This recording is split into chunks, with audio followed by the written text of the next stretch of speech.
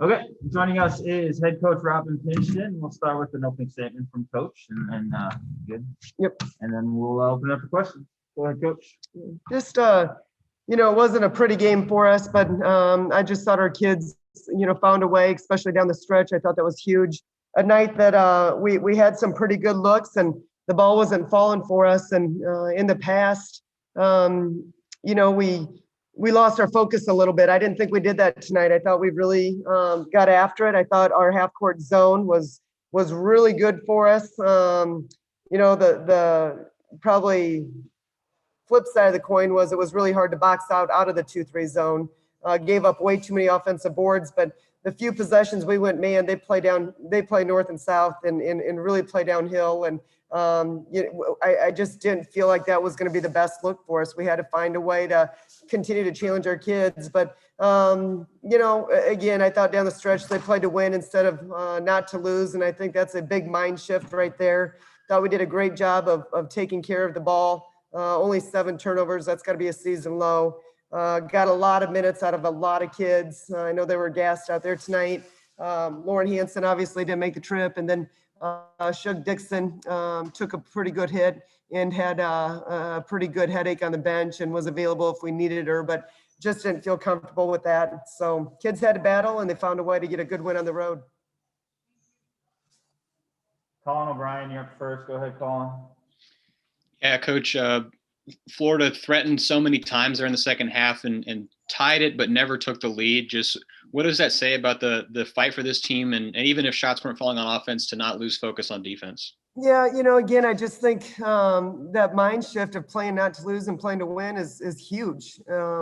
And, just trying to constantly remind our kids about that, as much as I could in the second half, I kept talking about the first 30 minutes doesn't matter now, forget about the missed shots, forget about the missed box outs. Let's focus on the next 10. And, then the next time out, it's the first 32 minutes doesn't matter. It's just the next 8. And, just trying to get them to stay in the present and control what they could control and what was in front of us. And I just thought they really came together and found a way to, like I said, get a good win on the road.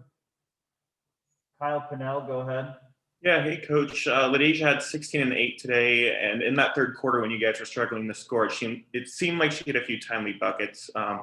What was your thoughts on her performance and her ability to maybe find that offense as the team kind of struggled to get into that second half? Yeah, we really challenged her at halftime. I felt like that first half she was in her own way a little bit, and she's got too much to offer. She's too dynamic on both ends of the court, and you just really need her to dial it in and kind of reset for that second half. And told her we were going to need to ride her. I mean, she needed to step up for us to have a chance to get this done. And I thought she had a really, really good second half. Obviously, made some timely buckets, as you mentioned, but also just her being a rim protector, had some nice blocks around the rim as well. Eric Blum, go ahead. Hey, Robin, how much of this is just, getting back on track is big, just going into some more games like Kentucky coming up? Obviously losing back-to-back isn't good, but just getting back in rhythm and getting a win how big was just that part of tonight?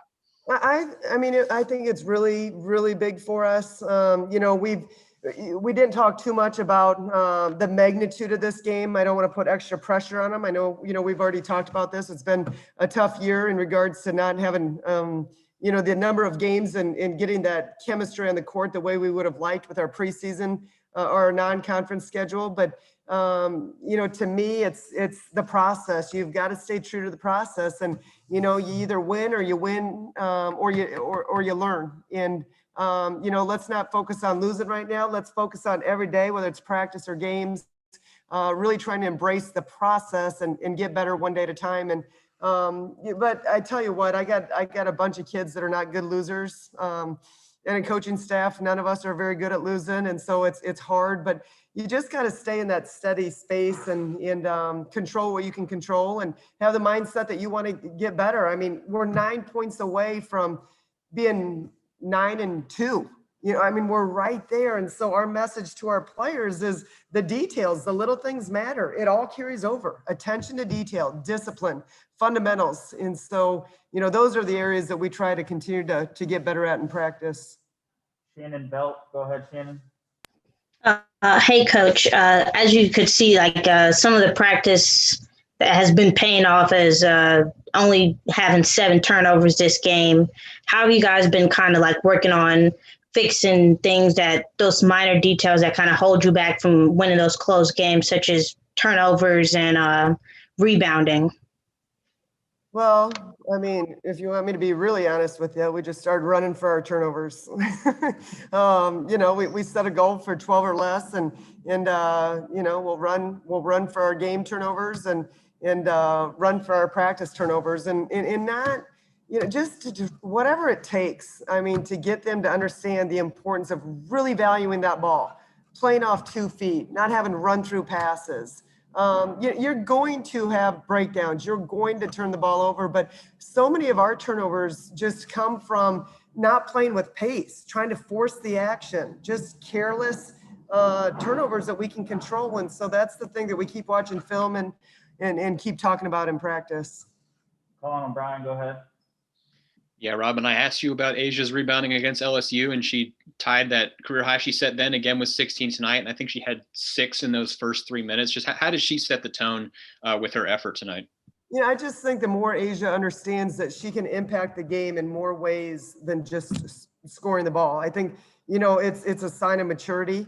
I think she's just been such a scorer her whole life, and she's so explosive. And but for her to understand that she's got the ability to impact the game in more ways than just the scoring buckets, I think that's huge for her. I think it's a great sign of growth. She actually subbed herself out tonight in that second half. I thought that was a sign of growth. She wanted to play through, and she said, "Coach, I can power through." And I said, "But you're not going to be at your best for us. We've got to trust this process, trust the rotation." And so, she's grown up, and I'm proud of her for that. She's a really talented player with a really high ceiling. And, you saw her passion tonight, and felt like our whole team did a really good job of just staying connected in those huddles and in those dead ball opportunities. Kyle Pennell. Yeah, Coach, it stayed relatively close down the stretch, but early on when you started to build that lead and you got out to a double-digit lead, what did you see from your team and your offense after that cold start for both teams? Was it just more of driving to the hoop and kind of getting LaDeja involved and getting just scoring in the paint, or what did you see early on? Well, in the first half, to be honest with you, at halftime, I thought that score was deceiving. I thought we had missed some opportunities to really extend our lead. And that was probably the frustrating part. I know they had missed 8 or 9 point blank points in the paint. And so, we knew that they were going to come out in the second half and play better than what they did. I was hoping that we'd shoot the ball better than what we had earlier in the game. We just, it wasn't one of those nights where we had good looks. I really thought we had good looks. We just had a hard time knocking down shots to extend that lead. But, I thought our kids did a good job. Even though we shot 17 threes, I felt like they made the adjustment. The 3-ball wasn't falling, and I thought they made the adjustment of really trying to attack and get some points in the paint. And I thought that was really important for us. All right, last one, it's Colin O'Brien. Go ahead, Colin. Yeah, Coach, I know you focus game one at a time, but I feel I'd be remiss if I didn't ask you. Career win at Mizzou, 186 tonight. I know you saw Cindy earlier in the year. Just any reaction to getting that win tonight and second winningest coach in program history? Not really. I didn't know about it. Cindy's a great coach, and there's so much that goes into a program. So much. I mean, it's so much bigger than me.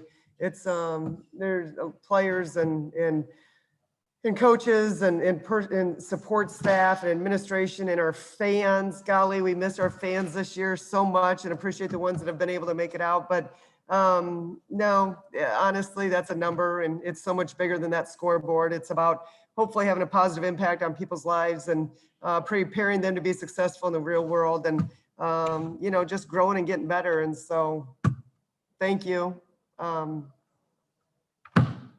Appreciate it. All right, with that, we'll close for tonight. Thank you, everyone, for joining us. All right, have a good night.